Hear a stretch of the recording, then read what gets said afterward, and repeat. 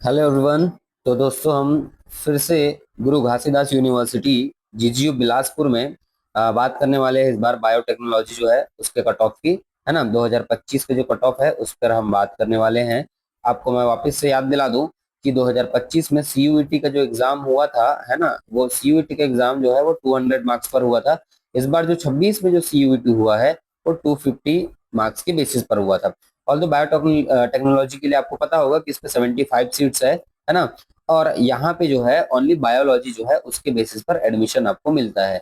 यहाँ पर स्कोर जो है वो आपको थोड़े से अलग दिखेंगे, क्योंकि यहाँ पे एनटीए का जो नॉर्मलाइज स्कोर स्कीम जो होता है वो थोड़ा सा अलग होता है। फिलहाल हम देख लेते हैं कि अनरिजर्व जनरल के लिए जो है 31 वो है, एक पीडब्ल्यू के लिए, यानी कि ओवरऑल जो है 32 सीट्स है। ओबीसी की बात करें तो 19 सीट है, और एससी में बात करें तो 10 नॉर्मल, एक पीडब्ल्यूडी सीट्स है, तो टोटल 11 हो गए।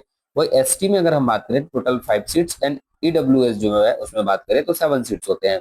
ठीक है। उसके बाद हम आगे थोड़ा सा बढ़ेंगे तो हमें देखने को मिलेगा कि जो सॉरी राउंड वन काउंसलिंग जो हुआ था, है ना, उस पे यहाँ पे आप देखोगे तो देखो नोटिफिकेशन 31 जुलाई को हुआ था, है ना, और उसका वेरिफिकेशन 11 अगस्त से 12 अगस्त 2 दिन का चला था, है ना। जनरल में अगर हम थोड़ी सी बात करें तो जनरल 249 मार्क्स जो है वहां से शुरू हुआ था, 239 पे एंड हुआ था। ठीक है, फर्स्ट राउंड की बात है। ओवरऑल मैं फिर से बोल रहा हूँ ना, लास्ट टाइम जो है वो 200 का था, लेकिन एनटीए क्या करता है, नॉर्मलाइज मार्किंग स्कीम लाता है। उसके अंतर्गत जो है वो हार्ड पेपर इजी पेपर जो है दोनों को कंप्लीट करके बोनस बोनस मार्किंग जो है वो देता है। जैसे ओबीसी की बात करें तो 238 जो है वहां शुरू होकर 236 गया था। वही ईडब्ल्यूएस में अगर हम बात करते हैं तो ये 237 से 227 तक। ठीक है। वही एससी कैटेगरी की बात करें तो 229 से लेकर 219 तक इतना गया था। वही एसटी कैटेगरी की बात करें तो 231 से लेकर 227 तक गया था। ठीक है। सो ओवरऑल इसमें 75 में से 38 सीट जो है वो फुल हुए थे, 37 सीट जो है वो खाली रह गए थे। राउंड टू की काउंसलिंग की अगर हम बात करें तो 5 अगस्त को हुआ था, है ना। डॉक्यूमेंट वेरिफिकेशन 18-19 अगस्त, ऑल दो सेम, है ना। तो इतने इतने सीट्स जो है वो बाकी रह गए थे, 36 बाकी थे मेरे ख्याल से, है ना।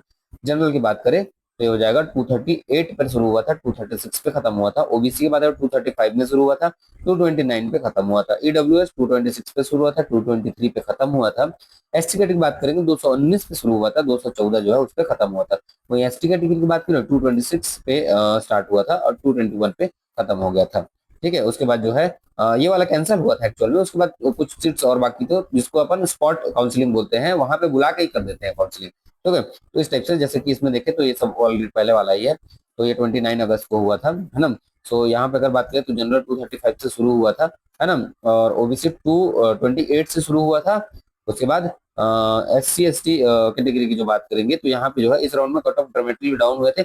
इसमें क्या है, डायरेक्ट रिपोर्टिंग जो है वो कम थे, वहाँ पे स्टूडेंट्स कम थे, दैट्स वाई ऐसा हुआ। उसके बाद स्टेटस ऑफ थर्ड राउंड जो है, बाकी एक दो सीट जो बची हुई थी उनके लिए जो है 9 और 10 सितंबर जो है उसको फाइनल ओपन काउंसलिंग जो है वो कर दिया गया था। तो इस टाइप का जो है वो बायोटेक्नोलॉजी जो है उसका प्रीवियस ईयर का काउंसलिंग हुआ था। ठीक है। ऑल्दो वापस से जो मार्क्स है वो नॉर्मलाइज मार्क्स स्कीम के अंदर आता है ना। इसमें आपके 12th के भी कुछ कुछ मार्क्स जो होते हैं उसको एंटर कर दिया जाता है।